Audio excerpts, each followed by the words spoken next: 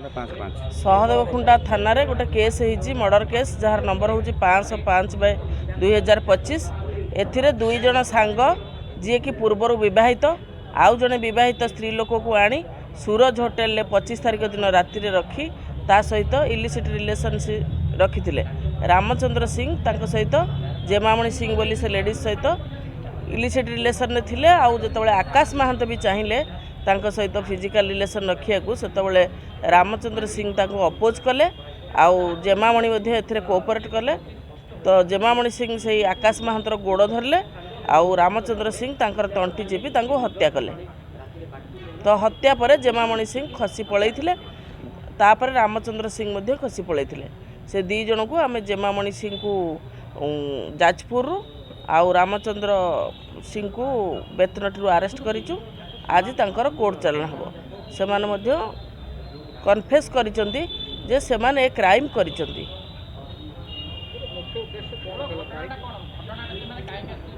घटना हला रामचंद्र महांत आउ आकाश महांत ए दी जन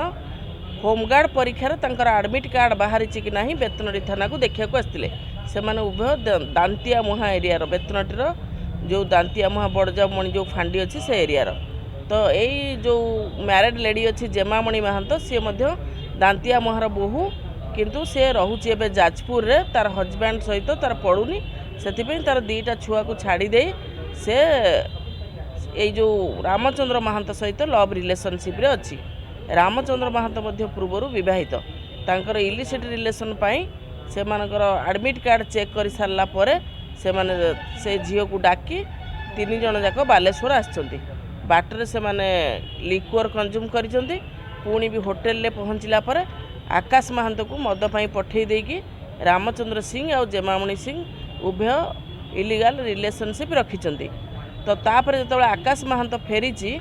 आहुरी नंबर 1 कौन क्वाट पीछे तो तापर पुणी आकाश महांत भी चाहिए मु भी जेमामणि सिंह सहित दैहिक संपर्क रखी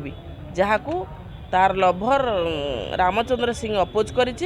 जेमामणि सिंह अपोज कर तो दी जन जाक मिसिकी जितेबाला डिसीज हाफ नेकेड थिला से टाइम रे जेमामणि सिंह तार गोड़ माड़ी बसी धरी रामचंद्र सिंह तार बेक चिपिचंती आउ ताको सार्ट कलर रे तार बेक हाथ रे आउ सार्ट कलर रे थ्रोटलिंग करी हत्या करचंती किंतु जेहेतु 3 जन जाक लिक्वर कंजम्पशन करथिले जेमामणि जानी सारथिले से मरीगला किंतु ए 2 जन सेठी सोई पड़िथिले डिसीज्ड आउ आकाश महांत आउ रामचंद्र सिंह जेतेबले राति पाहिला कर्निंगली जेमामणि सिंह होटेल पछपट दे खसीगले तापर जेतेबले 12टा बेलू तार निशा खसी आउ जड़े आक्यूजर रामचंद्र सिंह से ये हत्या होती जानिकी खसीगले तो तापर डिसीजर फैमिली तांको खोजी न पाई से कांटेक्ट करी रामचंद्र सिंह सहित से जेहेतु घर आसला तो तांको सहित पचारियारू से एपट सेपट उत्तर देते जहाँ को बेस करी से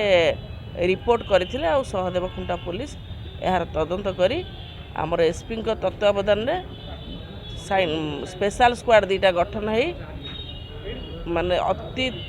तुरंत यही आक्यूज मान को डिफरेंट जगार बेतनटू आउ जाजपुर गिरफ करा जाइए से मुहरे तांकर ये दोष स्वीकार कर